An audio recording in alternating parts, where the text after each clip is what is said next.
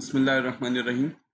अस्सलाम वालेकुम जी। हम इंशाल्लाह आज AVL की ADT की इम्प्लीमेंटेशन के ऊपर जो हमने क्लास में की है उसको रिवीजन के तौर पे कॉन्सेप्ट्स को रिवाइज करने के लिए कि हम AVL को कैसे इम्प्लीमेंट करते हैं हम कोड करेंगे, साथ साथ मैं कोड को एक्सप्लेन करूंगा। डिबगिंग हमने काफ़ी की, डिबगिंग की वजह से आई होपफुली अगर आप मुझे साथ साथ फॉलो करते आ रहे हैं तो डिबगिंग की वजह से आपके कॉन्सेप्ट्स रिकर्जन के काफ़ी इंप्रूव हो गए होंगे, आपको पता चल गया होगा। तो अभी हम डायरेक्ट कोडिंग पर बात करेंगे और डिबगिंग पर हमारा फोकस वो कम होगा। हमारा यही फोकस होगा कि हमने कैसे AVL ट्री को इम्प्लीमेंट करना है, साथ साथ उसको फिर होपफुली आप कोड को खुद ही डिबग कर सकते हैं। तो ओके, बिस्मिल्लाह कहते हैं जी। Let's start by writing my header file, जो आपकी यूजुअल तरीका होता है। और हमने करना क्या है कि हमें कुछ तरह हेडर फाइल्स चाहिए, वो मैं पहले से इंक्लूड कर लूँ यहाँ पर। और इसके बाद हम ADT की इम्प्लीमेंटेशन की तरफ इंशाल्लाह मूव करेंगे कि ADT की इम्प्लीमेंटेशन हमने किस तरीके से करनी है। ओके जी। हम एक मेन्यू बनाकर यूज़र को देंगे और उस मेन्यू के लिए हमने कुछ कॉन्स्टेंट्स बनाने हैं। तो मैं यहाँ पे कॉन्स्टेंट्स वो डिफाइन कर रहा हूँ फॉर द बिगिनिंग। एक मैं इंजर्शन के लिए यहाँ पे मैं 1 स्विच जब मैं करूँ तो मैं चाहता हूँ कि मुझे मीनिंगफुल कॉन्स्टेंट नेम वो मेरा कोड ज़्यादा रीडेबल हो, तो उसके लिए हम यहाँ पे कॉन्स्टेंट्स डिफाइन कर रहे हैं। पहली ऑप्शन हम इंजर्शन के लिए दे रहे हैं, दूसरी ऑप्शन हम अपने AVL ट्री में डिलीशन के लिए दे रहे हैं, तीसरी ऑप्शन हम ट्री को डिस्प्ले करने के लिए दे देंगे। तो उसका कांस्टेंट का नाम हम दे देते हैं डिस्प्ले कर दो ट्री को। और फोर्थ ऑप्शन लेट्स सपोज हम डिलीट हमने अगर ट्री को डिलीट करना हो तो उसके लिए हम यहाँ पे कांस्टेंट बना रहे हैं डिलीट ट्री के नाम से 4। और जो मेन्यू से अपने प्रोग्राम से एग्जिट करने के लिए मैं यहाँ पे 0 यूज़ कर रहा हूँ। 0 इसलिए यूज़ कर रहा हूँ कि मुझे ज़रा कोडिंग में आसानी हो जाए। उसके लॉजिक की बेस पर अगर 0 हो तो फॉल्स होगा और 0 के अलावा की वैल्यू हो तो that is going to be true. Okay जी, let's start by defining our node class. आपको पता है हम अभी तक नोड क्लास की मदद से अपना स्ट्रक्चर डिफाइन करते हैं। हमारी जो पहली नोड है, चूंकि उसके तमाम मेंबर्स को हमने पब्लिकली एक्सेस करना है, इसलिए इसके तमाम मेंबर जब पब्लिक रहेंगे। नोड में अभी तक एक मेंबर हमने रखा था डेटा या वैल्यू या की के नाम से, जिसमें आपका एक्चुअल डेटा स्टोर होगा। और AVL ट्री में चूंकि it is very imperative to keep the height of every node, इसलिए हम साथ साथ हर नोड की हाइट भी स्टोर करेंगे। नोड में इस दफ़ा डेटा के साथ या की के साथ की वही आपका पुराना मेंबर है, क्योंकि मैंने जैसे आपको क्लास में बताया था अक्सर किताबों में की का वर्ड इस्तेमाल हुआ है, तो इसलिए मैं भी की का वर्ड यूज़ कर रहा हूँ ताकि बुक रीडिंग में आपको कॉन्सेप्ट समझने में आसानी हो। तो की के साथ हाइट भी हम स्टोर करेंगे। और जैसे कि आपको पता है कि हर नोड के साथ हम यहाँ पे 2 पॉइंटर्स को इनिशियलाइज करते हैं, एक उसका लेफ्ट पॉइंटर और एक उसका राइट पॉइंटर, जो कि लेफ्ट और राइट चाइल्ड की तरफ पॉइंट करेगा। ओके जी, इसके साथ ही हम अपना कंस्ट्रक्टर लिखते हैं। हम नोड को कोई वैल्यू पास करके और उसके बाद हम इनिशियलाइजर लिस्ट की मदद से इस वैल्यू को नोड के की मेंबर में स्टोर कर देंगे। उसके बाद हम हाइट, जब भी नई नोड बनेगी तो हम उसकी हाइट को इनिशियलाइज करेंगे 0 से। हम ये सपोज करेंगे इसकी हाइट वो करंटली 0 है, जिसको हम बाद आप देखेंगे कि हम कोड में हम कैसे उसको इंशाल्लाह अपडेट करते हैं। लेफ्ट पॉइंटर वो हमारा इनिशियलाइज हो जाएगा null ptr से, और इसी तरह राइट पॉइंटर को भी हमने इनिशियलाइज कर देना है null ptr से। कंस्ट्रक्टर की बॉडी फिलहाल एम्प्टी, हमने इसमें कुछ नहीं लिखना। ओके, इसके बाद आपकी क्लास AVL के नाम से जिसमें हम एक्चुअल AVL ट्री की इम्प्लीमेंटेशन का कोड लिखेंगे। ऑफ कोर्स इसके 2 सेक्शंस यहाँ पर मैं जल्दी से डिफाइन कर रहा हूँ, प्राइवेट और पब्लिक के नाम से। प्राइवेट में मैं इसका फिलहाल एक रूट नामी पॉइंटर वो मैं यहाँ पे डिफाइन कर रहा हूँ, जो कि ऑफ कोर्स मेरे ट्री की रूट का एड्रेस जिसमें स्टोर होगा। ठीक है, इसके अलावा कुछ हमें और भी चीज़ें चाहिए। तो हम फॉर एग्जांपल चले एक यहाँ पर हम रख लेते हैं, हमने अगर वैल्यू लेनी हो यूज़र से इंजर्शन डिलीशन के लिए तो एक मेंबर हम वो भी डिफाइन कर लेते हैं। और एक मेंबर पब्लिक सेक्शन में हम रख लेते हैं यहाँ पे चॉइस के लिए, जो कि हमारे मेन्यू की चॉइस डिफाइन करेगा। इसमें हम चॉइस को स्टोर करेंगे, क्योंकि AVL ट्री का जब आप कंस्ट्रक्टर लिखते हैं तो उसमें आपको नजर आ रहा है कि आपका रूट है, जो पहला जो आपकी नोड ट्री की सबसे पहली नोड है, उसका जो उसका एड्रेस इसमें रूट में स्टोर होगा, जिसको हम इनिशियलाइज कर रहे हैं null ptr से। ठीक है जी, वैल्यू को भी हम फिलहाल इनिशियलाइज कर रहे हैं 0 से। ओके, अब हमने इंजर्शन से हम अपना कोड शुरू करते हैं AVL ट्री में। तो सबसे पहले हम यहाँ पर उसका एक पब्लिक रेफर लिख लेते हैं, जो कि हम मेन प्रोग्राम से कॉल करेंगे सिंपली, जो कि हमारा इस मेथड को मेंटेन रखेगा। ठीक है, इंसर्ट नोड के नाम से। ओके, इंसर्ट नोड के नाम जब हम इंजर्शन करेंगे तो हम यहाँ पर यूज़र से एक वैल्यू कहेंगे कि हमें भाई वैल्यू दे दो, enter value for इंजर्शन in node. इस मैसेज के देने के बाद हम यूज़र से वो वैल्यू वैल्यू नामी वेरिएबल में लेकर स्टोर कर देंगे। और फिर हमने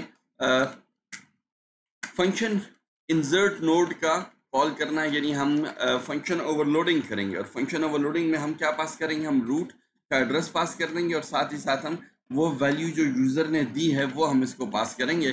तो ये हमें उस नोड को इंसर्ट करके और हमारी रूट का एड्रेस जो हमेशा रिटर्न करेगा इंसर्ट नोड। इंसर्ट नोड आप देख रहे हैं, ये मैं यानी आपको समझ आ गया होगा कि मैं फंक्शन ओवरलोडिंग करूंगा, लेकिन इंसर्ट नोड की एक्चुअल जो कोडिंग है वो मैं प्राइवेट सेक्शन में लिखूंगा to keep my coding secure, to keep my data secure. Actual implementation जो है वो आपका कोड जो है वो क्लास के प्राइवेट मेंबर में रहेगा और पब्लिक रेफर में हम सिर्फ ये वाला काम कर रहे हैं। इसकी सक्सेसफुल इंसर्शन के बाद हम यूज़र को मैसेज दे सकते हैं, लेकिन यूज़र को मैसेज देने से पहले हमने चूंकि एवीएल ट्री में इंसर्शन करते हैं हमने डुप्लीकेट्स को इग्नोर करना है। तो डुप्लीकेट्स को इग्नोर करने के लिए हम यहाँ पर ऐसे करते हैं कि एक बूलियन वेरिएबल बना लेते हैं जिसको हम इनिशियलाइज कर देंगे फॉल्स से, और ये बूलियन वेरिएबल जो है हम साथ साथ जो है अपने इंसर्ट नोड के मेथड को पास करेंगे।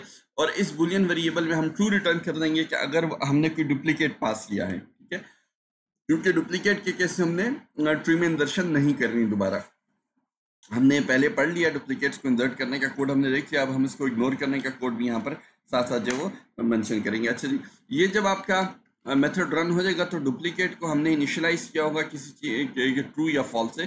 तो डुप्लीकेट की वैल्यू पे डिपेंड करते हुए अगर डुप्लीकेट की वैल्यू ट्रू है तो उस केस में तो हम कहेंगे यूज़र को मैसेज दे देंगे कि भाई डुप्लीकेट इग्नोर्ड, यानी हमने इंसर्शन डुप्लीकेट की नहीं की। और अगर लेट सपोज इंसर्शन हो गई तो उस केस में डुप्लीकेट में आपके पास फॉल्स की वैल्यू होगी। तो फॉल्स की वैल्यू में हम यूजर को मैसेज दे देंगे कि नोड इंसर्टेड सक्सेसफुली। इस तरह का एक मैसेज जो है वो यूजर को यहाँ पे साथ साथ हमने शो करना है। अच्छा जी, now let's get to the actual coding implementation of the insert node in the private section. Private section में यहाँ पर हम आ जाते हैं।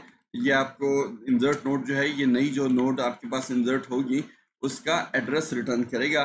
3 पैरामीटर्स ये ले रहा है। पहला पैरामीटर जो है वो इंसर्ट होने वाली नोड का एड्रेस हम उसको कह लें, ठीक है। शुरू में चूंकि नल पीटीआर है तो ऑफकोर्स नल पीटीआर ही पास होगा। और दूसरा जो है हम यहाँ पे पास कर देते हैं की के नाम से, जो कि नोड में डेटा के तौर पे स्टोर हो रहा है। और तीसरा जो है वो आपका बूल वाला वेरिएबल है, इसको हम बाय रेफरेंस पास कर रहे हैं ताकि हम यहाँ पे जो चेंजेस करें, अगर हम इसको फॉल्स को ट्रू में चेंज करें तो वो ओरिजिनल कॉलर फंक्शन में भी इसकी वैल्यू जो है वो ट्रू में चेंज हो जाए। ओके, इंसर्ट नोड अब आपको पता है इंसर्शन करते हुए आपके पास एक सबसे पहला बेस केस जो होता है, अगर if node equals to null PTR, अगर ट्री आपका एम्प्टी है या आप लीफ नोड तक पहुंच गए हैं, ये चीज़ें हम पहले डिस्कस कर चुके हैं, तो उस केस में भी आपको नल पीटीआर ही मिलेगा। तो इस केस में आप नई नोड जो है वो बनाकर और उसका एड्रेस जो है वो आप रिटर्न कर देंगे, ठीक है। ये आपका सबसे पहला बेस केस हो गया और उसको ऑफ कोर्स हम पास कर रहे हैं यूजर की दी गई की जो कि वैल्यू है, ठीक है। अगर आपके पास नल पीटीआर नहीं है तो आपने देखना है कि आपने लेफ्ट साइड पे इंसर्शन करनी है राइट साइड पे। तो अगर दी गई यूजर की वैल्यू जो है वो आपके नोड की में जो की पड़ी है, यानी जो डेटा पड़ा हुआ, अगर उससे छोटी है तो इस केस में आप जानते हैं कि आपने लेफ्ट साइड पे इंसर्शन करनी है। तो आप नोड के लेफ्ट पॉइंटर को अपडेट करेंगे और फिर आप इंसर्ट नोड को रिकर्सिवली कॉल करके नोड का लेफ्ट एड्रेस पास कर देंगे। ये रिकर्सिवली उसके लेफ्ट एड्रेस पे जाता रहेगा और उसी तरह बाकी के आपके डुप्लीकेट जो आप दोबारा एज अ फॉल्स जो यहाँ पर पास कर रहे हैं, ठीक है। ये इंसर्शन का आपका पहला केस हो गया। दूसरा केस आप जानते हैं कि वो क्या है, अगर आपके पास जो है वो की जो है वो ग्रेटर हो, ठीक है, जो नई वैल्यू आई है इंसर्ट करनी है, अगर वो आपके नोड के की से करंटली जिस नोड में आप उसे इंसर्ट इसके बाद इंसर्ट करना चाह रहे हैं वो वैल्यू बड़ी है, तो आपको पता है कि बड़ी वैल्यू राइट साइड पे जाती है। तो राइट साइड पे जाने के लिए आपको नोड का राइट पॉइंटर अपडेट करना है और आप रिकर्सिवली इंसर्ट नोड के फंक्शन को दोबारा कॉल करके उसको नोड का राइट वाला पॉइंटर जो है वो पास कर देंगे, यानी राइट चाइल्ड का एड्रेस पास कर देंगे, की पास कर देंगे और अगेन आप उसको डुप्लीकेट ही पास करेंगे। डुप्लीकेट में जो वैल्यू करंटली पड़ी है वो फॉल्स है, तो ये फॉल्स भी इस कॉल के लिए भी यहाँ पे उसमें पास होगी इस तरीके से, ठीक है। अच्छा, थर्ड वाला केस इसमें क्या हो जाएगा, थर्ड केस जो आपको डुप्लीकेट का केस हो जाएगा, ठीक है। अगर आप वो छोटी नहीं है बड़ी नहीं है तो उसका मतलब है कि वो आपके पास डुप्लीकेट वैल्यू है। तो डुप्लीकेट के वैल्यू में अब अगर आपको डुप्लीकेट मिल गया तो आपने डुप्लीकेट को क्या कर देना है, इसको आपने ट्रू कर देना है और आपने सिंपली रिटर्न कर देना नोड को, आपने इंसर्शन नहीं करनी, आपने क्या जो नोड का एड्रेस है उसी को बैक ट्रैक करते वापस रूट तक चले जाओ ताकि आपका जो है ट्री मेंटेन रहे, ठीक है। Bye the end of this function जो भी नोड बनेगी उसको हमने उसका एड्रेस हमने रिटर्न करना, तो ये हमने लिख दिया रिटर्न नोड। ओके, अब हमने ये तो आपका पहला BST वाला काम है या पहले भी कर चुके हैं। अब जो है हमने AVL ट्री के अंदर इंसर्शन के लिए हमने इसके साथ साथ कोडिंग करनी है इसके बैलेंसिंग के हवाले से। तो बैलेंसिंग के हवाले से सबसे पहले आपको हर नोड की हाइट चाहिए, तो आपने उसकी हाइट जो है वो साथ साथ मेंटेन करनी है। जो भी नोड बनेगी उसकी हाइट क्या होगी वो आपको हमने ऊपर कंस्ट्रक्टर में लिखा था नोड के कंस्ट्रक्टर में कि नई नोड बने तो उसकी हाइट को क्या रखो, उसकी हाइट 0। तब मैं एक ऐसा फंक्शन चाहता हूँ जो कि मुझे हाइट रिटर्न करके दे, यानी मैं उसको किसी नोड के एड्रेस पास करूँ एक्सक्यूज मी अगर मैं उसको नोड के एड्रेस पास करूं तो नोड के एड्रेस पास के जवाब में वो फंक्शन जो है वो मुझे हाइट रिटर्न कर दे, ठीक है। तो हम नोड के चेक करेंगे, अगर वो नल PTR नहीं है तो ये सिंपली नोड की हाइट को रिटर्न कर देगा, ठीक है। अगर आपके पास और अगर ये नल PTR हो तो उस केस में जो है हमने नोड की हाइट जो है वो -1 रिटर्न करनी है, क्योंकि हाइट हम अपडेट करेंगे -1 +1 जो नई जब अपडेट करते हैं जब उसमें +1 होगा तो नई हाइट नोड की हाइट हम शुरू में 0 कंसिडर कर रहे हैं। तो ये हमारा हाइट का कोड हो गया जो सिंपली एक नोड का एड्रेस लेकर उस नोड का एड्रेस चेक करेगा। अगर वो नल के अलावा कुछ भी और है तो ये नोड का कंडीशन ट्रू हो जाएगी, कंडीशनल ऑपरेटर क्वेश्चन मार्क की बेस पे चेक करेगा। तो अगर ट्रू होगी तो वो पहले वाला पार्ट पे आएगा और वो नोड की हाइट को रिटर्न करेगा। नोड में नल PTR पड़ा हुआ तो इस केस में -1 को रिटर्न कर देंगे।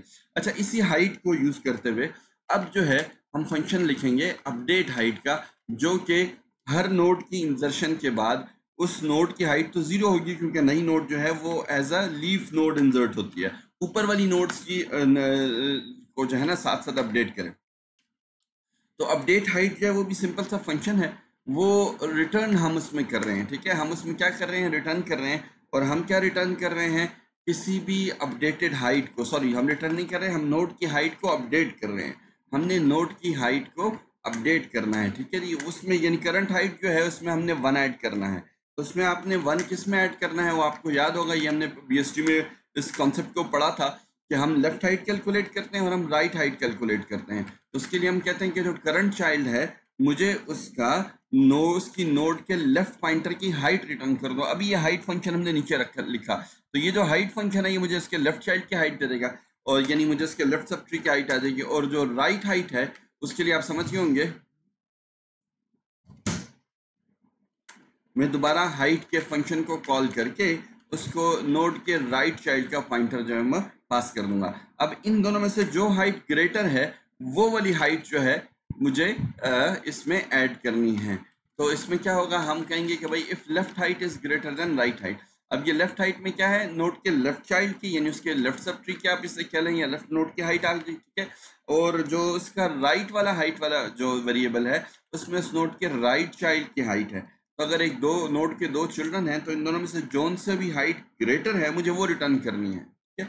इसको हम चेक करेंगे और अगर ये ग्रेटर है तो हमने रिटर्न करना है लेफ्ट हाइट को, ठीक है। अगर ये कंडीशन ट्रू है, क्वेश्चन मार्क आपको पता है कि वो क्वेश्चन मार्क जो है उसके बाद आप ट्रू वाली वैल्यू लिखते हैं, ठीक है, ट्रू वाला एक्सप्रेशन जो है। और कॉलन के बाद जो है आप फॉल्स वाला लिखते हैं तो इस केस में आपको रिटर्न करना होगा राइट हाइट। यानी आप क्या कह रहे हो कि एक नोड के लेफ्ट राइट हाइट में से जोन सी हाइट ग्रेटर है उसमें 1 ऐड करके हाइट को, नोड की हाइट को अपडेट कर दो, ठीक है। तो अब जब कभी नई नोड बनेगी तो सबसे पहला काम हमने क्या करना है, हमने अपडेट करना है उस नोड की हाइट को। तो ये वाला मेरा नीचे वाला फंक्शन हर इंसर्ट होने वाली नई नोड्स की हाइट्स को साथ साथ अपडेट करता रहेगा। अब एवीएल ट्री है तो अब हाइट्स अपडेट करने के बाद हमने बैलेंस फैक्टर कैलकुलेट करना है। तो बैलेंस फैक्टर आपको याद है, अभी बड़ा सिंपल सा फंक्शन था बैलेंस फैक्टर जो है वो क्या था, उसके लिए हम फंक्शन बना लेते हैं गेट बैलेंस। उसको हम एक नोड के एड्रेस पास करेंगे जिसका बैलेंस फैक्टर हमने कैलकुलेट करना है। एक सिंपल सा 1 लाइनर फंक्शन है। हम उसमें जो है ना चेक कर रहे हैं कि भाई अगर आपके पास नोड जो है वो आपके पास क्या है, नोड आपके पास उसमें कोई एड्रेस पड़ा हुआ नल PTR नहीं है तो उस केस में आप बैलेंस कैलकुलेट करो। तो बैलेंस कैसे कैलकुलेट करेंगे, उसके लिए आप हाइट कॉल कर दें और उसको पास कर दें नोड का लेफ्ट चाइल्ड, तो आपको उसके लेफ्ट सब ट्री की हाइट आ जाएगी। और माइनस कर दें हाइट के फंक्शन को दोबारा कॉल करके उसको पास कर दें नोड का राइट। आपने क्लास में पढ़ा था कि भाई left the balance factor is calculated by subtracting the height of the left subtree minus the height of the right subtree. तो ये वाली जो सिंपल सी कॉल है ये आपको बैलेंस फैक्टर कैलकुलेट करके दे देगी। अगर उसमें नल फैक्टर नल पॉइंटर पड़ा हुआ है, वो लीफ नोड होगी, एम्प्टी ट्री है, तो उस केस में हम बैलेंस फैक्टर जो है वो 0 ही रिटर्न करेंगे। लेकिन हम बेसिकली ये आपके पास नल पॉइंटर के केस में ये गेट बैलेंस का फंक्शन कॉल होगा। अगर उसके नीचे कुछ नहीं है तो उस केस में हम कहते हैं कि इसका बैलेंस फैक्टर जो है उसको हम 0 रखते हैं। ठीक है, अच्छा जी, ओके। तो अपडेट हाइड करने के बाद मुझे बैलेंस चाहिए, और बैलेंस की बेस पर मैं ये डिसाइड करूंगा कि मेरा ट्री या मेरी नोड जो है वो अनबैलेंस्ड नहीं हुई, तो मुझे उसको स्टोर करना है। ठीक है, इसलिए मैंने एक इंटीजर बैलेंस बना दिया, और उसके बाद मैंने गेट बैलेंस का मेथड कॉल किया, उसको मैंने नोड पास कर दी जो कि मुझे बैलेंस फैक्टर कैलकुलेट करके रिटर्न कर देगा। अब इस बैलेंस फैक्टर के कैलकुलेशन के बाद हमने ये डिसीजन लेना है कि ये कौन सा केस है। रोटेशन के लिए हमने 4 केसेस पढ़े थे। आपके पास सबसे पहला केस जो है वो फॉर एग्जांपल हम एल को डिफाइन कर रहे हैं, तो लेफ्ट केस के लिए हम जो है बैलेंस को चेक करेंगे। ठीक है, अगर आपके पास लेफ्ट साइड पे केस है तो इस ये जो आपके पास ये वाला जो फॉर्मूला है, लेफ्ट हाइट की लेफ्ट सबट्री की हाइट माइनस राइट सबट्री की हाइट, इसको आप देख के मैथमेटिकली समझ सकते हैं कि अगर ये आपके पास नेगेटिव साइड पे जाए तो इसका मतलब है ये नंबर बड़ा है, हाइट नोड ऑफ राइट वाला नंबर जो है बड़ा है, तो दिस मीन्स उसका राइट सबट्री हैवी है। ठीक है, और अगर वो पॉजिटिव साइड पे जाए तो इसका मतलब है इसका ये नंबर बड़ा है, दिस मीन्स उसका लेफ्ट सबट्री हैवी है। तो अब जब आप बैलेंस फैक्टर कैलकुलेट करते हैं तो एक्सेप्टेबल बैलेंस फैक्टर किसी भी नोड के 3 होते हैं, -1, 0 और +1। तो अनएक्सेप्टेबल बैलेंस फैक्टर जो है वो -1 से छोटा होगा और +1 से बड़ा होगा।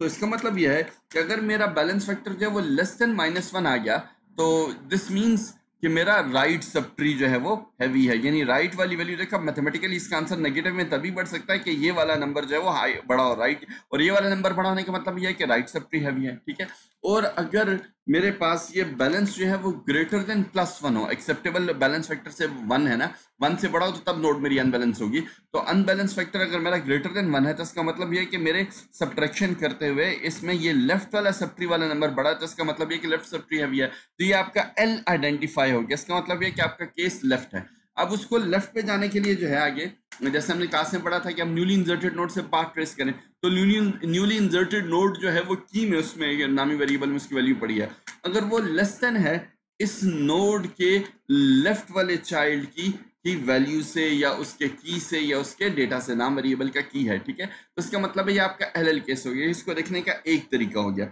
दूसरा तरीका जो हमने क्लास में किया था, आप इसको ऐसे भी कर सकते हैं कि आप कहें कि भाई गेट बैलेंस का फंक्शन कॉल करो और उसको कैलकुलेट करके दो आप जो करंट अनबैलेंस नोड उसके लेफ्ट चाइल्ड का नोड। ठीक है, जब मैंने आइडेंटिफाई कर दिया बैलेंस इज ग्रेटर देन 1 तो इसका मतलब मेरा केस एल शुरू हो गया।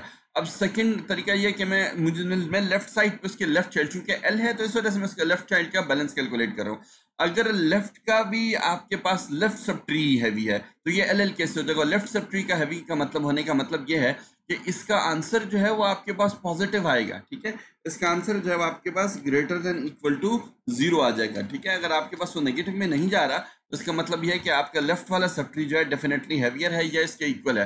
तो इन दोनों केसेस में हम केस एल को यहाँ पे कंसिडर कर रहे हैं। देखिए, balance is greater than 1, left subtree heavy है और उसके लेफ्ट चाइल्ड का बैलेंस भी आपके पास पॉजिटिव आ रहा है, 0 और 0 से बड़ा आ रहा है, तो इट मीन्स कि उसका लेफ्ट चाइल्ड का भी लेफ्ट सबट्री जो है, लेफ्ट चाइल्ड जो है ये किसका लेफ्ट सबट्री बना रहा है उसका भी लेफ्ट पोर्शन हैवी है। तो ये आपका केस हो गया एल, वो ज्यादा लंबा है, लेंथियर है। तो एल के केस में आपको जैसे मैंने अर्ज की थी कि अगर दोनों लेटर सेम हो तो उसको याद ऐसे रखना है कि आप रोटेशन करते हैं उसको बैलेंस करने के लिए और वो ऑपोजिट साइड पे होती है, तो इस केस में आपने रोटेट राइट करना है। एल दोनों अनबैलेंसिंग जो डिटेल्स हैं वो लेफ्ट साइड पे जा रही हैं, तो आप उसको राइट रोटेट करके आप उसको नोड को पास कर रहे हैं। रोटेट राइट का फंक्शन हम थोड़ी देर में लिखेंगे इंशाल्लाह, फिलहाल आप उसका वो कॉन्सेप्ट ध्यान में लाते रहेंगे। अच्छा जी, सेकंड केस जो है वो होगा एलआर का। तो अगेन एलआर के लिए अगर आपका बैलेंस जो आपने कैलकुलेट किया है balance factor is greater than 1 तो इसका मतलब ये है कि आपका लेफ्ट सबट्री हैवियर है। तो अब आपका लेफ्ट सबट्री हैवियर है तो अब आपने देखना है वो राइट साइड पे क्या हो। तो या तो आप ऐसे लिख लो कि जो न्यूली इंसर्टेड नोड है उसका पाथ ट्रेस करो इस करंट अनबैलेंस नोड के राइट चाइल्ड की वैल्यू से कंपेयर करके। तो अगर ये जो नई न्यूली इंसर्टेड नोड है जिसकी वैल्यू की में पड़ी है ये अनबैलेंस नोड के राइट वाली वैल्यू से बड़ी है तो इसका मतलब है एलआर केस। एक तरीका ये हो गया जो कि हमने क्लास में भी डिस्कस किया। ठीक है, और दूसरा तरीका आप समझ गए होंगे कि अब आप ऐसे भी कर सकते हैं कि आप बैलेंस कैलकुलेट करें इसके राइट चाइल्ड का। हम राइट चाइल्ड के इसलिए कैलकुलेट कर रहे हैं कि पहली कंडीशन ने मुझे बता दिया कि हमने जाना कहाँ पे, हमने लेफ्ट साइड पे जाना है। तो आप सॉरी राइट नहीं, इसका लेफ्ट साइड पे जाएं। आप इसके लेफ्ट साइड वाले चाइल्ड का बैलेंस जो है वो कैलकुलेट करें। अगर इसके लेफ्ट चाइल्ड का बैलेंस जो है उसका राइट सब ट्री हैवी है तो फिर ये LR होगा। और उसके राइट सब ट्री हैवी होने का मतलब यह है कि आपके पास इस इक्वेशन में ये वाला नंबर बड़ा आ रहा है, तो ये वाला नंबर बड़ा है तो आंसर जो है वो आपका नेगेटिव में आना चाहिए। ठीक है, आंसर जो है वो आपका नेगेटिव में आने का मतलब ये है कि इसका आंसर जो है लेस देन 0 हो रहा है, तो ये आपके पास LR वाला केस हो गया। अब दोनों लेटर्स डिफरेंट हैं, तो जो रोटेशन जैसे मैंने आपको क्लास में बताया था वो लेटर्स की तरतीब से होगी। पहला लेटर L है तो पहली रोटेशन लेफ्ट होगी, और दूसरा लेटर R है दूसरी रोटेशन राइट होगी। जो पहली वाली रोटेशन है वो हमेशा लगती है अनबैलेंस नोट के चाइल्ड पर। ये लेफ्ट वाला केस है तो उसके लेफ्ट चाइल्ड पर आपने उसको अपडेट करना है, और उसके लिए आप कॉल करेंगे रोटेट कौन से लेफ्ट वाले फंक्शन को, जो कि हम लिखेंगे, और उसको हमने चूंकि चाइल्ड पे लगाना है हम उसका लेफ्ट चाइल्ड पास करके उसके रोटेशन के बाद नई जगह पर उसके पॉइंटर को हम एडजस्ट कर देंगे। ठीक है, और हम इसके बाद सेकंड वाली रोटेशन जो है वो आपकी हो रही है राइट साइड पे, तो उसके लिए हम क्या कॉल कर रहे हैं रोटेट राइट, और रोटेट राइट को हम अनबैलेंस नोड का एड्रेस पास कर देंगे। जैसे मैंने आपकी क्लास में बताया था कि अगर दो रोटेशन हो तो पहली जो है वो चाइल्ड पे लगती है और दूसरी अनबैलेंस नोड पे बाइट सेल्फ लगती है, तो वही कॉन्सेप्ट को हम कोडिंग में ट्रांसलेट कर रहे हैं। ओके, तो अब तीसरा केस जो है वो आपके पास हो गया केस RR। ऊपर वाली डिस्कशन से आप समझ गए होंगे, अगर आपके पास राइट वाला सब ट्री हैवी है तो इसका मतलब आपका राइट R वाला केस स्टार्ट हो गया। ठीक है, तो राइट वाले सब ट्री का हैवी होने का मतलब यह है कि आपकी ये वैल्यू जो है वो बड़ी है। अगर ये वैल्यू बड़ी है तो फिर आपका बैलेंस फैक्टर जो है वो लेस देन -1 हो, तो तब जो है यानी नेगेटिव में आपकी वैल्यू जा रही है, आंसर जा रहा है, और less than -1 balance factor unacceptable balance factor है, तो इस केस में आपका केस R स्टार्ट हो गया। अब उसी तरह आप क्या की कंपेयर करें और या इसका बैलेंस कैलकुलेट करें।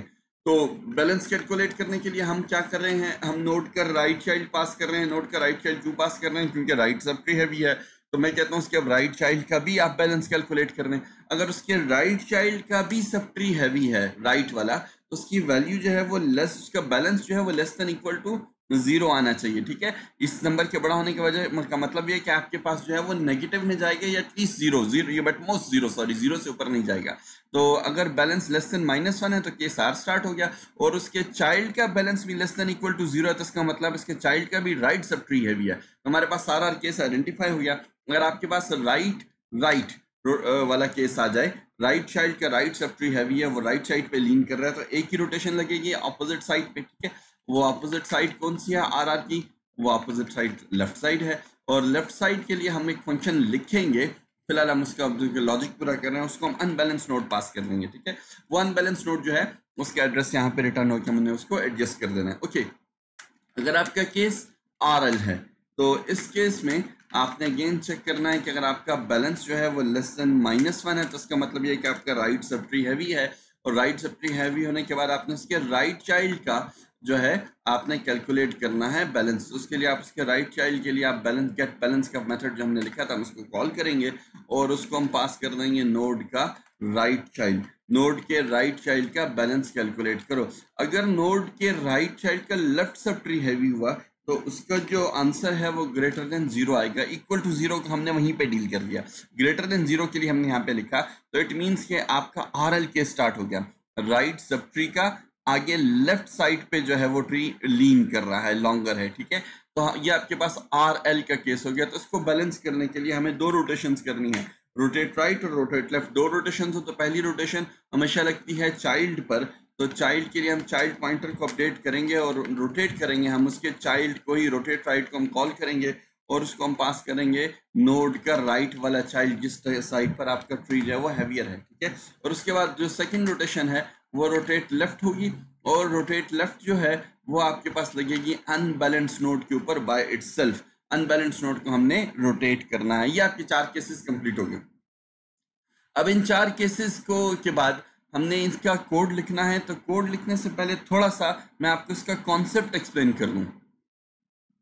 अच्छा देखिए, फॉर एग्जांपल ये आपके पास ट्री बना हुआ है 10 20 30 15, ये आपको उसके नोड्स नजर आ रही हैं, आपको नजर आ रहा है RR केस है। ठीक है, आपका जो अनबैलेंस नोड है वो 10 है, उसका बैलेंस फैक्टर आपके पास 0 -2, आपके पास -2 आ रहा है। तो जो आपके पास राइट वाला सब ट्री है आप देख रहे हैं कि इसके इस बैलेंस फैक्टर में राइट वाला सब ट्री हैवी है तो आपके पास आंसर जो है वो आपके पास नेगेटिव आ गया, और उसके राइट चाइल्ड के अगर आप बैलेंस लें तो आपके पास 1 - 1 0 आता है। तो ये आपके पास वही वाला केस हो गया कि आप जो है आर आर के केस में, तो उसमें आपको लेफ्ट रोटेशन करनी है। अब हमने इसका कोड कैसे लिखना है? कोड मैंने आपको बताया था कि सबसे पहले आपने जिस साइड पे रोटेशन करनी है तो उसके अपोजिट वाली ब्रांच को ऊपर लें। ये आर आर का केस है तो आपने रोटेशन किस साइड पे करनी है? आपने रोटेशन करनी है लेफ्ट साइड पे। तो इस रोटेशन के लिए हमने जो है क्या करना है भाई, ये लेफ्ट वाली रोटेशन जो है, let me right on the right left side ताकि कोई कंफ्यूजन ना हो जाए। ये लेफ्ट वाली रोटेशन, इस लेफ्ट वाली रोटेशन के लिए हमने अपोजिट वाली ब्रांच को ऊपर लाना है। तो इसका अपोजिट वाली ब्रांच जो है वो 20 30 है। तो आपने 20 और 30 को, इन दोनों को आपने ऊपर मूव कर दिया, तो इसके जो चिल्ड्रन हैं वो एज इट इज आपके ऊपर की तरफ आ जाएंगे। इसके लिए आप क्या करेंगे? आप, इसका मतलब ये है कि यहाँ पे एक टेम्पररी कोई पॉइंटर बना रहे हैं और उसका नाम लेट सपोज आपने एलिवेटेड ब्रांच रूट कर दिया। अगर आपने, और एलिवेटेड ब्रांच रूट में आपने अनबैलेंस नोड के राइट चाइल्ड का एड्रेस डाल दिया, तो ये वाली ब्रांच आपकी ऊपर आ गई। जब ये ब्रांच ऊपर आ गई तो उसके बाद आपने रोटेशन करनी है। आपने 10 को रोटेट करके 20 का चाइल्ड बनाना है। तो उससे पहले आपने ये देखना है कि 20 का कोई सब ट्री तो नहीं है। वो यहाँ आपको नजर आ रहा है आपके पास सब ट्री मौजूद है, तो आपने इस 20 के सब ट्री को सेव कर देना है। ठीक है, लेफ्ट साइड पे सब ट्री मौजूद है, तो आप एक और वेरिएबल बना के लेफ्ट सब ट्री का, उसके अंदर जो है आप इस एलिवेटेड रूट ब्रांच का लेफ्ट वाला चाइल्ड सेव कर दें, ताकि रोटेशन से पहले अगर इसके नीचे कोई ट्री के नोड्स मौजूद हैं तो आपकी ज़ाया ना हो। तो आप इसको सेव करने के बाद इस लेफ्ट वाले सब ट्री को अब आप एक्चुअल रोटेशन परफॉर्म कर सकते हैं। ठीक है, तो इसका मतलब यह है कि आपने इसको लेफ्ट सब ट्री में सेव कर दिया, इसका जो लेफ्ट वाला सब ट्री था। ठीक है, और आपने इस ब्रांच को एलिवेट कर दिया, तो अब आप रोटेट करके इसको यहाँ पे ला सकते हैं। इस अनबैलेंस नोड को आप एलिवेटेड ब्रांच रूट के लेफ्ट वाले पॉइंटर में डाल दें, तो यहाँ पर आपके पास ये अनबैलेंस नोड जो है मूव कर देगी। अब जो आपने लेफ्ट सब ट्री सेव किया था 15 वाला, उसको आपने इस अनबैलेंस नोड के बाद इंसर्ट करना है। ठीक है, क्योंकि ये इसका लेफ्ट चाइल्ड था तो वो ये लेफ्ट साइड पे ही आएगा, इसके 20 के लेफ्ट साइड पे आएगा। लेकिन अनबैलेंस नोड के किस साइड पे आएगा? आपके पास ये left sub tree original tree में नजर आ रहा है आपको कि ये अनबैलेंस नोड के राइट साइड पे था। इट मींस इसमें सारी वैल्यूज जो हैं वो डेफिनेटली अनबैलेंस नोड से बड़ी हैं, और बड़ी वैल्यूज राइट साइड पे आती हैं। जौन सी वाली ब्रांच ऊपर गई थी उस साइड पे लेफ्ट सब ट्री मौजूद था, तो आपने इस लेफ्ट सब ट्री को आपने इस अनबैलेंस नोड के राइट साइड पे ही इंसर्ट करना है। ठीक है, तो अब आपकी स्टेप्स क्या होगी? पहली स्टेप, अपोजिट जो रोटेशन के अपोजिट साइड है उस अपोजिट साइड वाली ब्रांच को आप एलिवेट करें। उसके बाद आप उसका जो इस सब ट्री अगर मौजूद है तो उसको आप सेव कर लें। अगर नल हो तो नल पीटीआर स्टोर हो जाएगा, अगर यहाँ पे कुछ भी नहीं मौजूद नहीं है तो नल पीटीआर आपका स्टोर हो जाएगा, क्योंकि आपने कोडिंग में तमाम पॉसिबल ऑप्शंस को देखना है।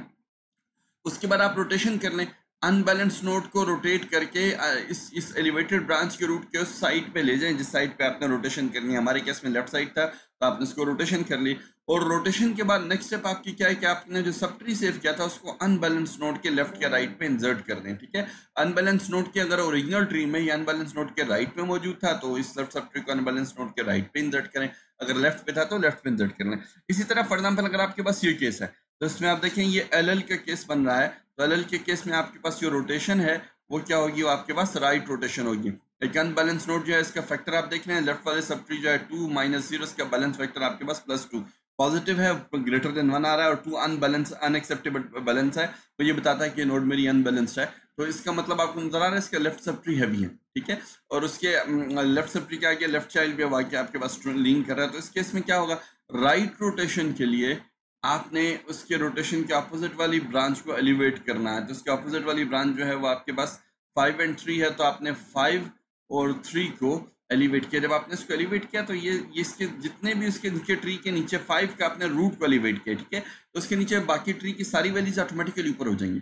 अब आपने 10 को राइट रोटेट करके इसके चाइल्ड का ये जो एलिवेटेड रूट है इसका राइट चाइल्ड बनाना है, क्योंकि आप राइट रोटेट कर रहे हैं। लेकिन रोटेशन से पहले इसके यहाँ पे अगर कोई सब ट्री है तो उसको आप सेव कर लें।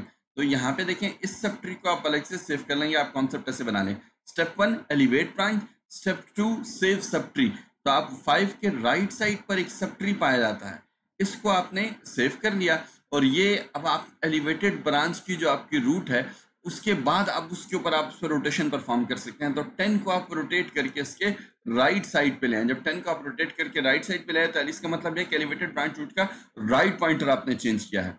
अब इस अनबैलेंस नोड के बाद आपने इस राइट सब ट्री को इंसर्ट करना है। अब देखें ओरिजिनल ट्री में ये आपके पास अनबैलेंस नोड के लेफ्ट पे था, नीचे राइट पे बना हुआ, लेकिन ओरिजिनली ये अनबैलेंस नोड के लेफ्ट पे आ रहा है। तो अनबैलेंस नोड के लेफ्ट पे आ रहा है, इसका मतलब यह है कि इसमें तमाम वैल्यूज अनबैलेंस नोड से छोटी हैं। तो ये आपके पास अब ये राइट सब ट्री जो है ये आपने इसके लेफ्ट पे ही डालना है, ठीक है, इसके अनबैलेंस नोड के लेफ्ट पे। तो ये आपका जो है बैलेंस फैक्टर जो है कंप्लीट हो गया, आपका ट्री जो है बैलेंस होगी। तो स्टेप्स आपकी क्या है? स्टेप्स जो है कि आप एलिवेट करेंगे ब्रांच को अपोजिट साइड वाली, किसके अपोजिट साइड वाली? रोटेशन के अपोजिट साइड वाली। स्टेप 2, आपने रोटेशन के बाद जो एलिवेटेड ब्रांच है उसका सब ट्री जो है आपने सेव कर लेना है। स्टेप 3, आपने अनबैलेंस नोड को रोटेट करना है। और स्टेप 4, जो आपका सेव सब ट्री था वो अनबैलेंस नोड के बाद इंसर्ट करना है, कीपिंग इन माइंड कि वो रोटेशन से पहले अनबैलेंस नोड के जिस साइड पे था उसी साइड पे वो इंसर्ट होगा, ताकि बीएसटी की प्रॉपर्टी खराब ना हो, ठीक है। इन 4 स्टेप्स को अब हमने इम्प्लीमेंट करते हैं। हम देखते हैं कि कैसे आप अपने कोड की मदद से इन 4 स्टेप्स को इम्प्लीमेंट करेंगे। अच्छा, अब जो कोड आपने देखिए यहाँ पर हम आ जाएंगे। हम सबसे पहले जो है रोटेट राइट का फंक्शन जो है उसको हम इम्प्लीमेंट करते हैं। तो हम ऑफ कोर्स हमें जो है न्यूली जो रोटेटेड नोड है उसका एड्रेस जो है वो हमें रिटर्न करेगा कि आपके अनबैलेंस नोड कहाँ चली गई। रोटेट राइट, इसको हम एड्रेस पास कर रहे हैं। वो जो एड्रेस इसके पास आ रहा है वो बेसिकली आ रहा है अनबैलेंस नोड का, इसका बैलेंस फैक्टर जो है वो -1 से छोटा था या +1 से बड़ा था, जो कि अनएक्सेप्टेड बैलेंस है फैक्टर्स हैं केवीएल ट्री के लिए। अच्छा, अब सबसे पहला काम आपने क्या करना है कि आपने ब्रांच को एलिवेट करना है। तो उसके लिए आपने एक पॉइंटर बना दिया, let's call it elevated branch root, ताकि उसका पूरी की पूरी ब्रांच जो है वो ऊपर आ जाए। तो उसके लिए आप क्या करेंगे? आप राइट रोटेट कर रहे हैं, तो मैंने आपसे अर्ज ये की थी कि आपने अपोजिट साइड वाली ब्रांच, राइट रोटेट के लिए आपने लेफ्ट साइड वाली ब्रांच की रूट को ऊपर ले आना है, तो आपकी ब्रांच एलिवेट होगी। स्टेप 1। स्टेप 2, अब आपने रोटेट करने से पहले उसके सब ट्री को सेव करना है। तो आपने रोटेशन राइट साइड पे करनी है, तो आपके पास जो है आप उसका राइट सब ट्री पहले सेव कर लें कि उसके राइट साइड पे कोई सब ट्री है या नहीं। तो right subtree basically root ही सेव होगी। तो हम कॉन्सेप्ट के लिए हम राइट सब ट्री को उसका नाम देते हैं, यानी जो एलिवेटेड ब्रांच है उस एलिवेटेड ब्रांच की रूट का राइट वाला सब ट्री जो है वो सेव कर लो। अब वो सेव हो गया, तो अब आप जो है रोटेशन परफॉर्म कर सकते हैं। तो रोटेशन परफॉर्म कैसे करेंगे? आप कहेंगे जो मैंने ब्रांच एलिवेट की है उस ब्रांच के रूट के राइट साइड पर अनबैलेंस नोड को रोटेट करके ले आओ, ठीक है। ये आपकी तीसरी स्टेप होगी। और इसके बाद जो है आपने जो सब ट्री सेव किया था वो अब इस अनबैलेंस नोड के बाद आएगा। तो इस अनबैलेंस नोड के किस साइड पे? लेफ्ट साइड पे, क्योंकि ओरिजिनली वो सब ट्री जो उसके लेफ्ट साइड पे था, लेफ्ट साइड से वो ब्रांच आई थी। तो उसके लेफ्ट साइड पे आप जो है राइट सब ट्री को दोबारा से सेव कर देंगे। ये आपके पास जो है बैलेंसिंग कंप्लीट होगी। अब इसके बाद जो है आपने आपको बताया, क्योंकि आपने पोजीशंस चेंज किए हैं तो आपने अपडेट करनी है हाइट। तो हमने पढ़ा था ये कि क्लास में भी कि हम जो है पहले जो लीव्स होती हैं, जो लोअर लेवल की नोड्स होती हैं उनको अपडेट करते हैं, उसके बाद जो है हम अपर लेवल की नोड्स को अपडेट करेंगे। आपने 2 नोड्स की पोजीशन यहाँ पे चेंज किया है। एक आपकी अनबैलेंस नोड थी जो कि रोटेट होकर नीचे चली गई, लोअर लेवल पे गई है, तो आप पहले उसकी हाइट को अपडेट कीजिए। उसके बाद जो है आप उसके जो एलिवेटेड ब्रांच की रूट थी जो कि ऊपर गई है, आप एलिवेटेड ब्रांच की रूट की हाइट को अपडेट कीजिए और फिर आप रिटर्न कर दीजिए एलिवेटेड ब्रांच की रूट, क्योंकि वो जगह है जहाँ पे आपकी एक्चुअली नई जो नोड है वो इंसर्ट हो रही है और बाकी का ट्री इसके नीचे ऑटोमेटिकली सेटल डाउन हो चुका है, बैलेंस हो चुका है। ये आपके पास हो गया रोटेट राइट। इसी तरह आपने रोटेट लेफ्ट का फंक्शन लिखना है। तो अभी वही वाले कॉन्सेप्ट हैं लेकिन ऑपोजिट साइड पे चल रहे हैं। आपने अब उसको पहले पास करना है नोड एस्टेरिक, मैंने एड्रेस जो पास कर रहा हूँ मैं पास कर रहा हूँ अनबैलेंस नोड का। उस अनबैलेंस नोड के अंदर हमने लेफ्ट साइड पर रोटेट करना है, तो हमने एलिवेट करना होगा राइट साइड वाली ब्रांच को। तो node asterisk elevate branch root, और अनबैलेंस नोड की जो आपने से पास की है उसकी राइट साइड वाली ब्रांच को हमने एलिवेट कर दिया। एलिवेट करने के बाद अब हमने इसके लेफ्ट पर रोटेट करके हमने लाना है अनबैलेंस नोड को। तो लाने से पहले आप इसका लेफ्ट वाला सब कुछ चेंज स्टोर कर लें। उसके लिए यहाँ पर मैं वेरिएबल बना रहा हूँ node, sorry, let me write in static left subtree, और उसमें हम ये कह रहे हैं कि एलिवेटेड ब्रांच रूट के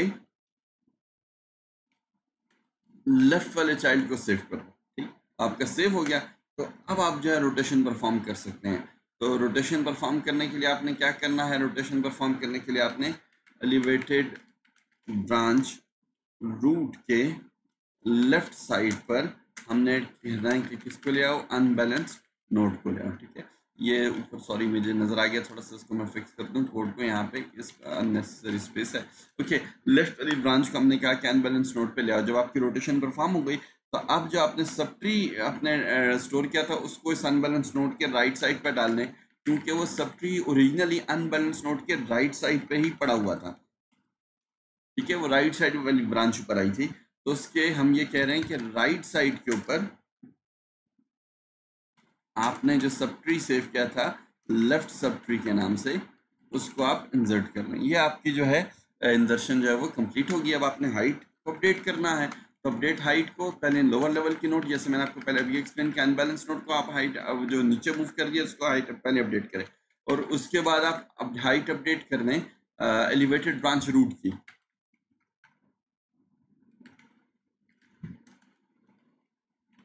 और आखिर में हम रिटर्न कर लेंगे एलिवेटेड ब्रांच रूट का address. Okay, let me correct the spelling over here, थोड़ी इसमें से टाइपो हुई है, टाइपोस को खैर हम आखिर में एक ही बार डिस्कस देख लेंगे, ट्रैक डाउन कर लेंगे। आपकी ये दो रोटेशंस कंप्लीट होगी, रोटेट लेफ्ट और रोटेट राइट, और इसके साथ ही आपका इंसर्शन वाला केस जो है वो कंप्लीट हो गया। आपने सक्सेसफुली जो है आपने कोड लिख लिया for inserting node in the AVL tree. अच्छा, इंसर्शन के बाद जो है हम यहाँ पर एक छोटा सा कोड डाल देंगे डिस्प्ले के लिए। अगर हम ट्री को डिस्प्ले करना चाहते हैं तो या उसको हम नाम दे देंगे डिस्प्ले ट्री स्ट्रक्चर या ट्री डिस्प्ले ट्री, आप जो उसको मर्जी कहना चाहें, let's call it display tree. अच्छा, अगर हम इस केस में हम ये चाहते हैं कि अगर ट्री एम्प्टी हो, तो उसके लिए भी यहाँ पे एक छोटा सा फंक्शन, यूजफुल सा फंक्शन है जो हमें बार बार काम है कि वो हम लिख लेते हैं। लेट्स से मैं चाहता हूँ कि मैं बल्कि उसको इस तरीके से लिखता हूँ, ट्री इज एम्प्टी। तो आप जो है उसमें सिंपली पहले चेक करें कि अगर आपके पास रूट में नल पीटीआर पड़ा हुआ तो this means the tree is empty, और नल पीटीआर पे नॉट लगेगा तो एक कंडीशन ट्रू हो जाएगी। तो आप सिंपली यूजर को पहले मैसेज दे दें ट्री इज एम्प्टी, और फिर हम यहाँ पे रिटर्न कर देंगे रूट को नल करके, अगर नॉट करके, अगर नल है तो वो नॉट में उसको ट्रू कर देगा। नल आपको पता है, नल जो है अगर उसको as a Boolean variable pass करे तो वो फॉल्स कंसिडर होगा, और नल के अलावा जो भी एड्रेस होगा तो वो ट्रू कंसिडर हो जाएगा। तो हमें ट्रू इस केस में तब रिटर्न करना चाहते हैं जब रूट में आपके पास नल पड़ा हो, अदरवाइज हम यहाँ पे फॉल्स रिटर्न करना चाहते हैं। तो ट्री को डिस्प्ले करने से पहले हम जो है यहाँ पर ये फंक्शन कॉल कर लेंगे ट्रीज एम्प्टी। अगर ट्री एम्प्टी है तो फिर तो हम ट्री को डिस्प्ले नहीं करना चाहते, इस केस में हम सिंपली रिटर्न हो जाएंगे। ठीक है, अगर ट्री एम्प्टी नहीं है तो फिर हम जो है वो ट्री के डिस्प्ले का मेथड जो है वो यहाँ पे कॉल कर देते हैं, और उसके लिए हम यहाँ पे यूज़र को मैसेज दे देंगे कि हम ट्री को, जैसे मैंने क्लास में डिस्कस किया था, आपको राइट पेरेंट लेफ्ट के तरीके से हम इसको ट्रैवर्स करके डिस्प्ले करेंगे, जिसमें आपका राइट चाइल्ड जो है वो टॉप पे आएगा और रूट नोड जो है वो लेफ्ट पे आएगी। तो यहाँ पे हम कहेंगे root node add left, right child at top और left child at bottom, to be very explicitly clear ना। तो उसके बाद जो है हम सिंपली डिस्प्ले ट्री का एक्चुअल इम्प्लीमेंटेशन जो है वो हम कहाँ पे करेंगे, प्राइवेट सेक्शन में। और इसके बाद let me give just one handle to make things more clear. Okay, अब इसका प्राइवेट सेक्शन जो है वहाँ पर इसकी एक्चुअल इम्प्लीमेंटेशन हम करते हैं डिस्प्ले ट्री की, और इसको हम पास कर रहे हैं नोड का एड्रेस, और उस नोड के एड्रेस से शुरू होते हैं हमने पूरे ट्री को राइट लेफ्ट पेरेंट की मदद से शो करना है। अच्छा, अब इसमें हम स्पेसिंग के लिए, जैसे मैंने आपकी क्लास में बताया था कि हर आने वाली नोड में हम स्पेस जो है वो इंक्रीज करेंगे by an indentation of 6 spaces. तो एक मैंने स्पेस का वेरिएबल बना दिया, आप देख रहे हैं मैंने उसको डिफॉल्ट आर्गुमेंट दे रहा हूँ 0 एंड 6, इसलिए मैंने ओरिजिनल डिस्प्ले ट्री में ये वाली दो वैल्यूज पास नहीं की। तो space as a default argument यहाँ से 0 ले लेगा और यहाँ पे आपने उसको इंडेंट जो है वो 6 के, तो 6 स्पेसिस के इंडेंटेशन पास कर दिए, ठीक है। अब जब तक नोड की वैल्यू नल पीटीआर नहीं होती तो हम जो है क्या करेंगे, हमारा पहला काम जो है हम उसमें 6 स्पेसिस का इजाफा करेंगे। हर आने वाली नेक्स्ट नोड जो है हम चाहते हैं कि 6 स्पेसिस के बाद जो है वो शो हो।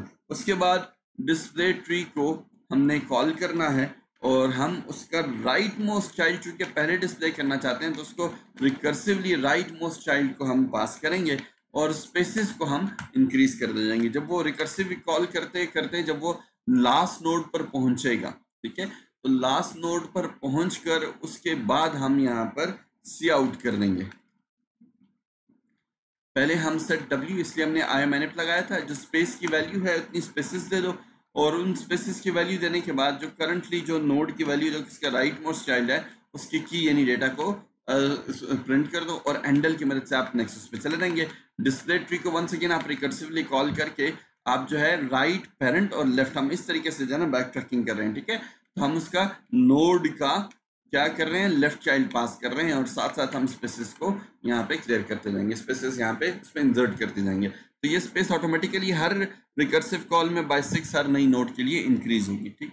तो ये आपके पास by the end of this function अगर आपके पास ट्री एम्प्टी है तो हम कहते हैं कि भाई आपको बाकी का फंक्शन रन करने की जरूरत नहीं, रिटर्न हो जाए। अदरवाइज जो है हम ट्री को यहाँ पे साथ साथ डिस्प्ले करेंगे ताकि हमें ये पता चलता रहे कि हमारा ट्री जो है वो प्रॉपरली बैलेंस होके लेफ्ट राइट चैलेंजेस उसके चिल्ड्रन जो है वो ऑटोमेटिकली प्रॉपर स्पेस पर आ रहे हैं या नहीं आ रहे। अच्छा जी, let's write our main function.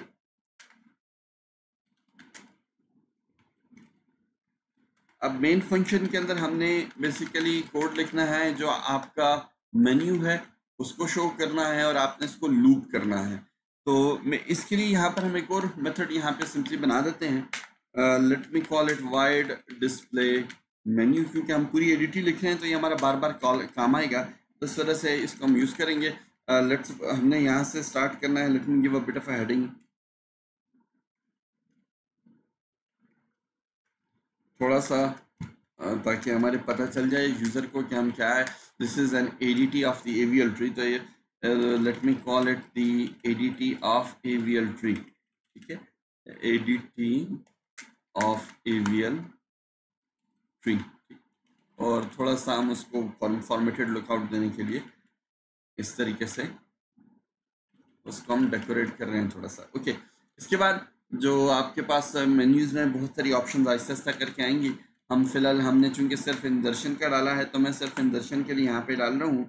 हम ऑप्शन देना चाहते हैं यूज़र को 1 for इंजर्शन,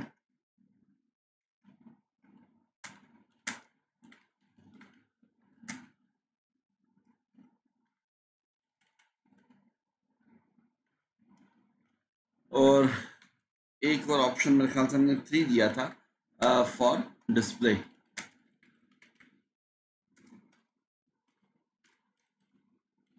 okay, let me also provide a tab over here. एक टैब की स्पेस हम शुरू में देना चाहते हैं तो उसके लिए हमने \t को इंक्लूड कर दिया दोनों मेन्यूज़ के पीछे। और एक ऑप्शन हमने दिया था एग्जिट के लिए, तो एग्जिट के लिए हमें लेट सपोज हम यहाँ पे इसको एक जगह पे ले आए, यहाँ पर मैं एग्जिट लिख देता हूँ और एग्जिट के लिए आई थिंक हमने 0 का, बल्कि I'm sure हमने 0 का दिया था कांस्टेंट जो हमने ऊपर डिफाइन किया था।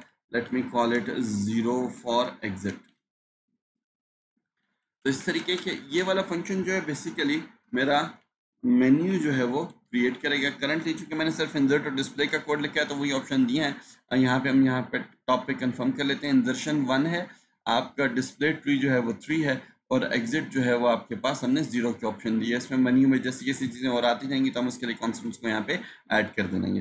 अच्छा, डिस्प्ले मेन्यू के बाद हम यहाँ पर एक और यहाँ पे उसको चॉइस देना चाहते हैं और वो चॉइस जो है वो किस चीज़ की है, वो चॉइस आपके पास है एंटर चॉइस के लिए। यानी ये सब कुछ दिखाने के बाद हम यूज़र से ये कहेंगे कि please enter choice to be polite. हम उससे जो है चॉइस को यहाँ पे एक्सेप्ट कर लेंगे और चॉइस को एक्सेप्ट करने के बाद ऑफ कोर्स आपने यूज़र से चॉइस लेनी है तो उसके लिए हमने एक चॉइस के नाम का वेरिएबल पब्लिक सेक्शन में डिक्लेयर किया हुआ है ये वाला। इसमें हम यूज़र से चॉइस लेकर उस चॉइस के बेस पर अपने स्विच मेन्यू में डिसीजन लेंगे, ठीक है। एक और यहाँ पे फंक्शन जो है मैं लिख रहा हूँ क्लियर, ताकि मेरा जो क्लियर मेन्यू क्लियर मेन्यू जो है वो मेरी स्ट्रिंग को क्लियर करेगा, ताकि मेरा आउटपुट के अंदर ज़्यादा जंबल ना हो। तो उसमें हम कहेंगे चॉइस की वैल्यू चेक करो, अगर चॉइस की वैल्यू जीरो नहीं है, जीरो है तो फिर तो उसको रन करने की जरूरत नहीं है, जीरो इज फॉर एग्जिट, ठीक है। अगर जीरो नहीं है और यूजर दोबारा कोई ऑपरेशन परफॉर्म करना चाहता है तो फिर ये ऑटोमेटिकली कंडीशन आपके पास ट्रू हो जाएगी।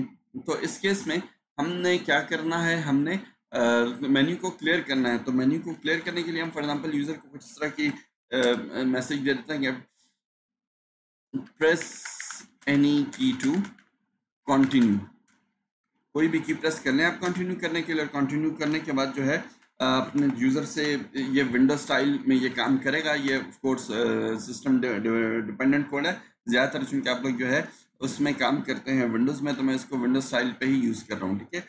और हमने सिस्टम को क्लियर करने के लिए ये वाला मेथड जो है सिस्टम CLS का कॉल कर दिया, तो आपका इसकी मदद से सिस्टम आपका क्लियर हो जाएगा। ओके, नाउ अब आपका मेन जो स्टब है, जो मेन ड्राइवर है, जो मेन फंक्शन है, उसमें हमने एक ऑब्जेक्ट बना दिया ट्री के नाम का, और डू वाइल लूप हमने यहाँ पे क्रिएट किया है। ये डू वाइल लूप जो है इसके अंदर हमारा बेसिकली सारा कोड होगा, और वाइल कब तक इसको रिपीट करते रहें, जब तक चॉइस में जीरो ना आ जाए। चॉइस में जीरो के अलावा कोई भी वैल्यू हो तो हम इस कोड को बार बार रिपीट करते हैं। ये आपको पता है जीरो आ जाए तो zero will be considered as automatically false. अच्छा, सबसे पहला काम क्या करना है आपने इसके अंदर, आपने जो है डिस्प्ले कर देना है मेन्यू को।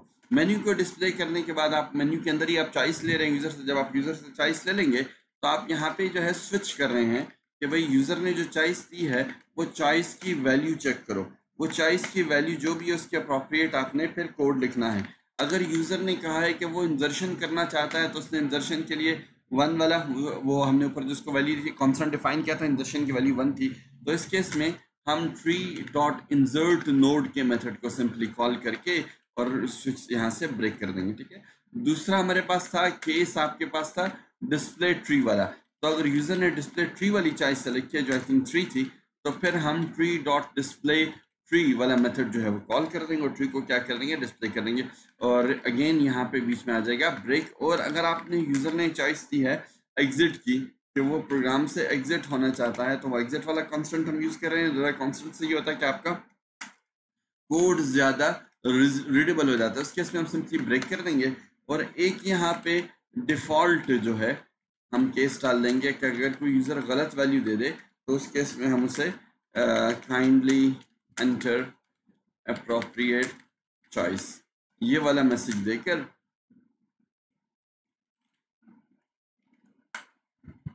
डिफ़ॉल्ट के केस में हम बाहर निकल देंगे, ठीक है। जब आप बाहर निकलेंगे ये तमाम चीज़ें करने के बाद, तो यहाँ पर आपने ट्री डॉट क्लियर मेन्यू, ठीक है, आपने क्लियर मेन्यू का कोड जो है वो कॉल करना है। Okay, let me correct the spelling, I am sorry, MENU to avoid any ambiguities. Okay, तो अब ये कोड कैसे काम कर रहा है आपको नजर आ रहा है। पहले मेन्यू को डिस्प्ले करो, फिर यूजर की दी गई चॉइस पे हम या इंजर्शन करेंगे या ट्री को डिस्प्ले करेंगे। जैसे कैसे और मेथड हम इसमें ऐड करते जाएंगे तो उसके लिए भी कोड यहाँ पे ऐड होता जाएगा।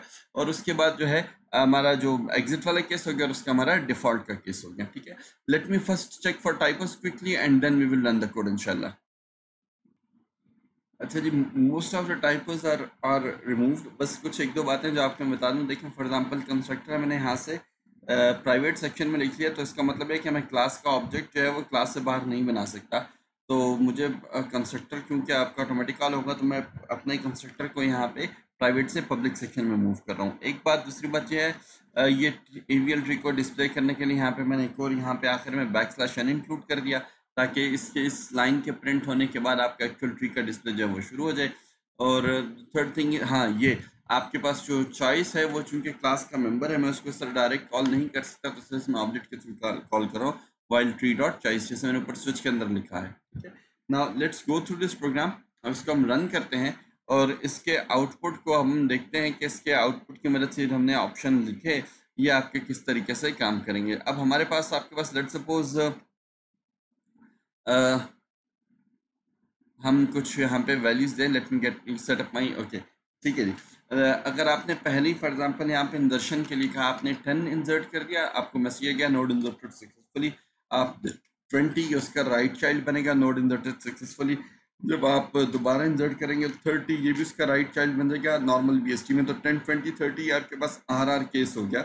तो अब आपके पास इस पे एल एल रोटेशन जो है वो परफॉर्म हो जाएगी, आरआर केस में सॉरी लेफ्ट रोटेशन जो है वो परफॉर्म हो जाएगी, और वो परफॉर्म होगी 10 के ऊपर, ठीक है। लेकिन मैं आपको ट्री को डिस्प्ले करने से पहले, या चले पहले ट्री देख लीजिए। डिस्प्ले ट्री पे मैं क्लिक कर रहा हूँ, आप देखें आप मेरा ऑटोमेटिकली उसने ट्री को बैलेंस कर दिया। उसने मुझे एक ही साइड पे स्क्यू ट्री जो है बना के नहीं दिया। 20 जो है वो रूट नोड है, उसका जो टॉप पे है वो आपको राइट चाइल्ड 13 नजर आ रहा है, और बॉटम पे उसका लेफ्ट चाइल्ड 10 जो है वो नजर आ रहा है, ठीक है। ये आपके पास जो है ये तीन जो है नोट्स सही तरीके से नजर आ रही हैं। अब आप इसी तरह अगर आप फॉर एग्जाम्पल इसमें 10 दोबारा इंसर्ट करें तो duplicate ignored, sorry not gated, इसका हम टाइप को फिक्स कर लेंगे। इस तरह अगर आप 20 दे रहे हैं, ये जो है ना सॉरी ये तो आप इंदर्शन के लिए मैं 20 ऑलरेडी मौजूद है, तो उस केस में देखें डुप्लीकेट इग्नोर की चॉइस जो है वो दे रहा है। ये आपके इंदर्शन का कोड है जो परफेक्टली आपके ट्री को बैलेंस कर रहा है। ओके, इंदर्शन के दौरान यहाँ पे लेट मी करेक्ट दिस, इसको हम डुप्लीकेट इग्नोर दे रहे हैं। हम डुप्लीकेट की वैल्यू चेक कर रहे हैं, अगर वो ट्रू है तो आपको डुप्लीकेट इग्नोर दे रहा है, अदरवाइज नोड इंसर्टेड सक्सेसफुली का मैसेज यहाँ पे आपको नजर आ रहा है, ठीक है जी। Okay, let's move towards the deletion code. अब डिलीशन का कोड भी काफ़ी आसान है। उसके लिए हम चलें पहले इसकी पब्लिक रैपर से स्टार्ट करते हैं। Let me get over here, ये इंसर्ट नोड का कोड है। तो यहाँ पे इंसर्ट के बाद जो है, लेट सपोज मैं यहाँ पे इसी तरह कॉल करता हूँ डिलीट नोड। तो हमने अब डिलीशन से पहले ये चेक करना है कि कहीं आपका ट्री एम्प्टी तो नहीं। तो उसके लिए हमने एक कोड लिखा हुआ है ऑलरेडी, फंक्शन लिखा हुआ है ट्री इज एम्प्टी। अगर ट्री एम्प्टी है, वो ट्रू रिटर्न कर रहा है, तो मैं इस फंक्शन से रिटर्न कर दूंगा, मैं किसी किस्म का काम नहीं करूंगा।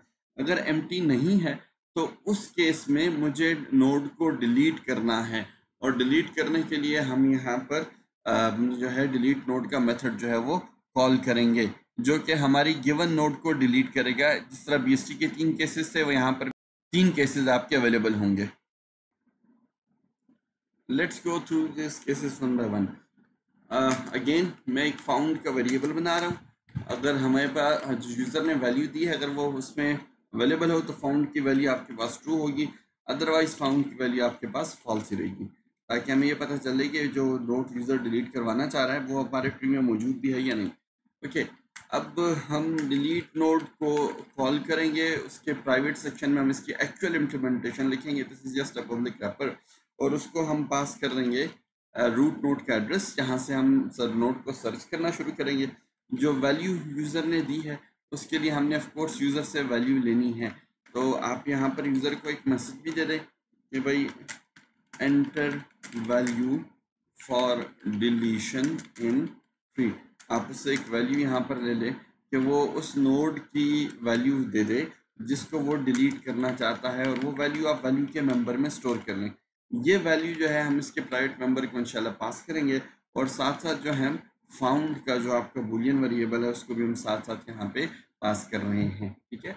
अब हम जब वापस आएंगे तो फाउंड की बेस पर फिर हम डिसीजन लेंगे कि अगर फाउंड की वैल्यू जो है वो ट्रू हुई तो हमने यहाँ पे इसको मैसेज दे देना यूज़र को कि भाई successfully deleted, value successfully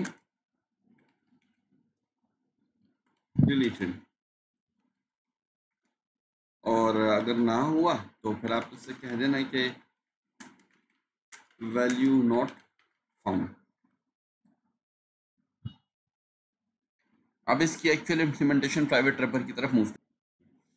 In fact, it will be better to use the word of node rather than value. Let's call it node. Node successfully deleted, और इस केस में node not found, ठीक है। अगर found की base पर हमने इसको चेक करना है। ओके, अब हम डिलीट नोड का मेथड जो है उसकी एक्चुअल इम्प्लीमेंटेशन जो है लिखेंगे, और इसके तमाम केसेस जो आप पहले बीएसटी में पढ़ चुके हैं उसी तरह हम उसको वन बाय वन करके डिस्कस करेंगे। ओके, डिस्प्ले ट्री से पहले हम यहाँ पर अपना जो है उस मेथड लिख देते हैं डिलीट नोड का। नोड स्टैटिक डिलीट नोड, उसको हम सबसे पहले एक जो कि ऑफ कोर्स स्टार्टिंग में रूट नोड का एड्रेस पास होगा, उसके अलावा एक्चुअल की जो आपकी वैल्यू के तौर पर है, और हम बूल का वेरिएबल जो है उसको हम बाय रेफरेंस पास कर रहे हैं, जिसको हमने नाम दिया हुआ है फाउंड। जिसको आप डिलीट करना चाहते हैं नोड, वो एक्चुअली एग्जिस्ट भी करती है या नहीं करती। चलिए, तो पहला केस डिलीशन के लिए if node equals null PTR या नॉट ऑफ नोड, ये दोनों एक ही बातें हैं मुख्तलिफ उसको लिखने के लिए। तो इस केस में आपने जो नोड डिलीट करनी है, इसका मतलब यह है कि वो आपको नहीं मिली, तो आपने सिंपली जो है रिटर्न कर देना है नोड के एड्रेस को। ठीक है, इस केस में आपने किसी किस्म की कोई डिलीशन जो है वो परफॉर्म नहीं करनी। एक आपका बेस केस हो गया। अगर node equal to null PTR नहीं है तो अब आपने सर्च करना है कि नोड किस साइट पे है। जो आपको जो वैल्यू दी गई है वो अगर करंट नोड के वैल्यू से छोटी है तो आपने रिकर्सिवली कॉल करना है, अपने लेफ्ट पॉइंटर की तरफ मूव करना है। इसका मतलब छोटी वाली लेफ्ट साइड पे पाई जाती है तो मैं रिकर्सिवली डिलीट नोड के मेथड को दोबारा कॉल करूँगा और मैं उसको नोड की लेफ्ट वैल्यू पास करके वही की दोबारा और दोबारा रिकर्सिवली हम उसको फाउंड फॉल्स सीट के तौर पे पास कर देंगे। अगर छोटी नहीं है तो इफ़ के केस में आप ये देखें कि वैल्यू अगर बड़ी है नोड की करंट वैल्यू से, जो वैल्यू यूज़र ने दी है वो डिलीट करने के लिए अगर वो बड़ी है, तो इस केस में आपने रिकर्सिवली दोबारा राइट साइड पर मूव करना है। तो राइट साइड पे मूव करने के लिए हम डिलीट नोड को रिकर्सिवली दोबारा कॉल करेंगे और उसका राइट पॉइंटर पास करके वैल्यू और साथ ही साथ रिकर्सिवली हम बूलियन वेरिएबल फाउंड को भी पास कर देंगे। ठीक है, अगर ये भी नहीं है, दोनों कंडीशन फॉल्स हो गई, तो दिस मीन्स कि आपकी वैल्यू मिल गई। अगर छोटी भी नहीं है और बड़ी भी नहीं है तो it means the value is equal. अगर इक्वल है तब वो वैल्यू आपको मिल गई है। तो अगर वैल्यू मिल गई है तो सबसे पहले तो फाउंड के वेरिएबल को ट्रू में चेंज कर दें। बाय रेफरेंस पास है तो एक कॉलर में भी ट्रू हो जाएगा। ठीक है, और इसके बाद अब आप डिलीशन के केसेस लिखिए।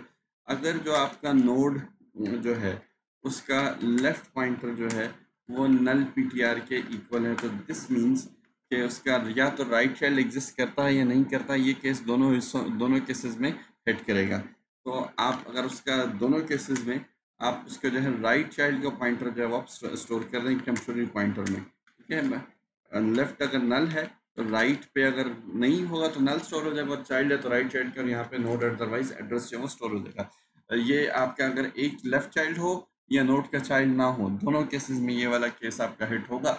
और इस केस में आपने राइट वाले पॉइंटर को स्टोर करके आपने डिलीट कर देना है नोड को और रिटर्न कर देना है टेम्प को। अगर राइट पे नल है तो वो भी आपके पास जो है इस केस में अप्रोप्रिएटली एडजस्ट हो जाएगा, और अगर राइट पे कोई चाइल्ड है तो वो नोड भी इसकी जगह अप्रोप्रिएटली एडजस्ट हो जाएगा। डिलीशन के केसेस हम पहले देख चुके हैं। अच्छा, इसका सेकंड ये है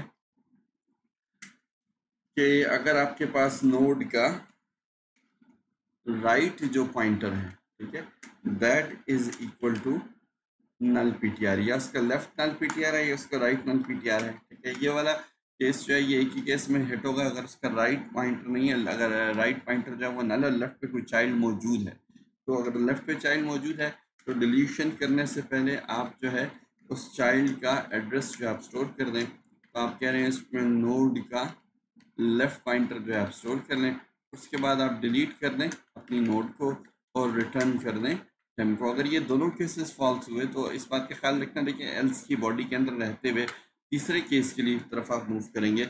और तीसरा केस क्या है, डिलीशन में आपको बताया, पहले पढ़ चुके हैं कि या एक चाइल्ड है या एक भी चाइल्ड नहीं, और या दो चाइल्ड हैं। अगर ये दोनों केसेस फॉल्स हो गए तो इट मीन्स इसके लेफ्ट राइट दोनों पे चिल्ड्रन मौजूद हैं। अगर दो चिल्ड्रन हो तो आप उसको इन ऑर्डर सक्सेसर या इन ऑर्डर प्रीडिसेसर से रिप्लेस करते हैं। तो इन ऑर्डर सक्सेसर हम कोई एक भी उठा सकते हैं, हम इन ऑर्डर सक्सेसर में उसे कर लेते हैं। हम फाइंड मिन के फंक्शन लिख के उससे हम नोड का एड्रेस पास कर देंगे ताकि वो उसका इन ऑर्डर सक्सेसर हमें फाइंड कर दें। इन ऑर्डर सक्सेसर का मतलब यह है कि उस नोड के राइट सब ट्री में जो सबसे स्मॉलेस्ट वैल्यू है वो आपकी डिलीटेड नोड को रिप्लेस करेगी। तो पहले आपको सबसे स्मॉलेस्ट वैल्यू का एड्रेस फाइंड करना होगा। ठीक है, तो let me right over here the function for finding मिन, फाइंड मिन, और इसको हमने एड्रेस पास कर दिया नोड का जिसके नीचे हमने स्मॉलेस्ट वैल्यू को फाइंड करना है। तो स्मॉलेस्ट वैल्यू को फाइंड करना बहुत आसान है। वो आपको पता है कि स्मॉलेस्ट वैल्यू एक बाइनरी सब ट्री में वो लेफ्ट साइड पे पाई जाती है। तो हम कहते हैं जब तक नोड की वैल्यू में नल के अलावा कोई एड्रेस है तो लूप चलाते रहो, और इसके अलावा नोड के लेफ्ट की दोनों कंडीशंस को होना जरूरी है। उसका लेफ्ट भी आपके पास उसमें भी कोई ना कोई वैल्यू मौजूद हो, तो आप इस लूप को फर्दर मूव करते रहें। और आप इस मूव को फर्दर क्या करते रहें, सिंपली नोड में नोड के लेफ्ट पॉइंटर का एड्रेस डालते रहें, यानी ट्री में लेफ्ट साइड पे मूव करते रहो जब तक आप लेफ्ट की लीफ पर पहुंच जाए। जब आप लेफ्ट की लीफ पर पहुंच गए तो वो वाला आपके पास लेफ्ट मोस्ट नोड का एड्रेस आ गया जिसमें बाइनरी सर्च ट्री में हमेशा सबसे स्मॉलेस्ट वैल्यू पड़ी हुई, ठीक है। ये स्मॉलेस्ट वैल्यू का एड्रेस जो आपका रिटर्न होकर यहाँ पे टेम्प में स्टोर हो जाएगा।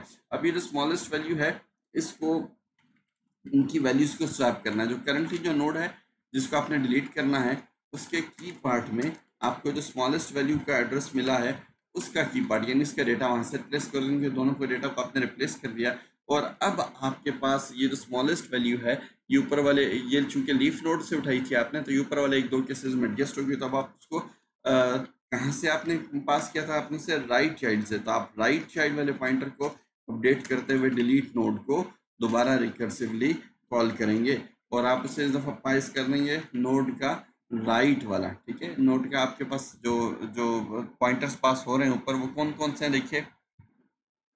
सबसे पहले हम नोड को पास कर रहे हैं एड्रेस जिसको आपने डिलीट कर रहे हैं, दूसरा वैल्यू और तीसरा बुलियन वेरिएबल है। और जो वैल्यू हम उसे पास कर रहे हैं वो आपके पास वो जो आपको स्मॉलेस्ट वैल्यू मिली थी नीचे आखिर में वो अब एक्चुअली आपके पास डुप्लीकेट आ गए हैं। जिस नोड में डिलीट करना था उसमें भी यही वैल्यू आ गई और स्मॉलेस्ट वाले नोड में भी नीचे यही, दोनों में सेम वैल्यू पड़ी है। तो आपने रिप्लेस करने के बाद नीचे वाली वैल्यू को जाके नीचे वाली नोड को आपने जाके डिलीट कर देना है, ठीक है। आपने कहा कि टेम्प की पास कर दें और बुलियन वेरिएबल में आप उसे दोबारा फाउंड पास कर देंगे। तो फाउंड को ऑलरेडी आपने ऊपर ट्रू किया हुआ है तो इस केस में वो ट्रू ही पास होगा, ठीक है। ये आपके 3 केसेस जो हैं वो पूरे हो गए। इन 3 केसेस में आपने नोड की डिलीशन करनी है, ठीक। अब जो आपके पास रोटेशन के केसेस सब बिल्कुल वैसे ही रहेंगे जैसे यहाँ पर हमने लिखा था। इस बात का आपने ख्याल करना है कि अगर आपने वो की से कंपेयर करके अगर आपने कोड लिखा है तो वो वाला कोड डिलीशन के केस में नहीं चलेगा। थोड़ा सा उस पर सोच कीजिएगा कि वो कैसे क्यों नहीं चलेगा। तो इसलिए इस वजह से मैं यहाँ पे गेट बैलेंस और अपडेट हाइट के नोड्स को दोबारा यहाँ पे कॉल कर रहा हूँ, ठीक है। इसके कॉल करने के बाद आप जो है इसके मेन्यू ऐड कर दें। मेन्यू में आपके पास ऑप्शन 2 जो थी वो फॉर डिलीशन थी, तो यहाँ पर हम एक और मेन्यू को इंक्लूड कर देते हैं ताकि आपके पास हम एक और ऑप्शन डाल दें 2 फॉर डिलीशन। और इसके बाद हम यूज़र से चॉइस लेते हुए यहाँ पर एक और केस इंक्लूड कर देंगे फॉर डिलीशन। इसको इंजर्शन के बाद यहाँ पे मैं तरतीब से डाल दूँगा केस डिलीशन। अगर डिलीशन यूज़र करना चाहता है तो ट्री डॉट डिलीट नोड वाला मेथड जो सिंपली कॉल करके और यहाँ से क्या कर रहे हैं, यहाँ से आप ब्रेक कर रहे हैं। Okay, let me check for the typos before running the code once more. अच्छा जी, एक तो यहाँ पर मैंने आई एम सॉरी नोड तारीख नोड लिख दिया था।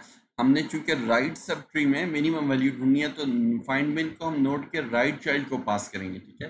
तो वो आपको इन ऑर्डर सक्सेसर यहाँ से रिटर्न कर देगा और ये जो आपका कोड है this will simply keep on moving left in your tree until it finds the left most child which will contain the smallest value. उसके बाद आप उस स्मॉलेस्ट वैल्यू को करंटली जो वैल्यू आप नोड डिलीट कर रहे हैं जिसके 2 चिल्ड्रन है उससे रिप्लेस कर देंगे। आपका थर्ड केस वाला है 2 चिल्ड्रन वाला केस है डिलीशन का।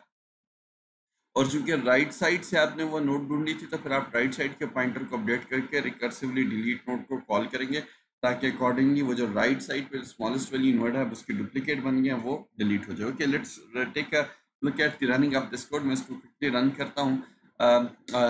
एक चीज़ इसमें जो AVL रिलेटेड रह गई, let me exit it once again. वो क्या है, वो सिंपली ये है कि आपने नोड्स की हाइट्स को अपडेट करके बैलेंस फैक्टर कैलकुलेट करके रोटेशन करनी है। वो कोड आपने लिखा हुआ है पहले से ही इंदर्शन में। तो पहला काम उसमें देखिए अपडेट हाइट था, फिर बैलेंस 1 ले लें और बैलेंस फैक्टर लेने के बाद जो है अकॉर्डिंगली आप उसके ऊपर रोटेशन परफॉर्म कर लें। मैं सिंपली उसको वहाँ से कॉपी करके यहाँ पर डिलीशन के बाद ये रिटर्न नोड्स की लाइन से पहले यहाँ पर मैं उसको पेस्ट कर रहा हूँ ताकि ये अपडेशन जो है वो कंप्लीट हो जाए, ठीक है। अच्छा, तो इसके बाद जो है let's run this code once again. Insertion के लिए देखिए आपके पास 10 आपने इंसर्ट कर दिया। लेट्स सपोज मैंने दोबारा 20 इंसर्ट किया, एक में और 30, एक दो नोड्स और कर लेते हैं। नोड इंसर्टेड सक्सेसफुली का मैसेज आ गया।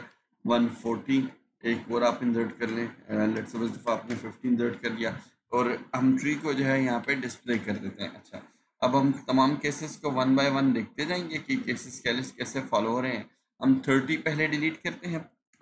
डिलीशन के ऑप्शन के लिए हमने 2 दिया हुआ है तो आप कहेंगे कि 30 को डिलीट कर दो। Note successfully deleted. 30 का क्या था, आपके पास लीफ नोड थी वो डिलीट होगी सिंपली, और आपका जो है ट्री का बैलेंस आपको नजर आ रहा है। तमाम नोड्स के बैलेंस फैक्टर कैलकुलेट करें, इट्स अ बैलेंस ट्री, ठीक है। ये 0 है, this is 0, this is 0 -1 acceptable है, और इसका बैलेंस फैक्टर ये लेफ्ट का 1 है और राइट का आपके पास 2 है, तो 1 -2 -1 ये भी एक्सेप्टेबल है। ओके, अब हम 40 को डिलीट करते हैं जिसका एक चाइल्ड आपके पास 50 है, तो वो आपके पास जो है अगर आप 40 को डिलीट करें तो वो सिंपली 50 से रिप्लेस हो जाएगा, ठीक।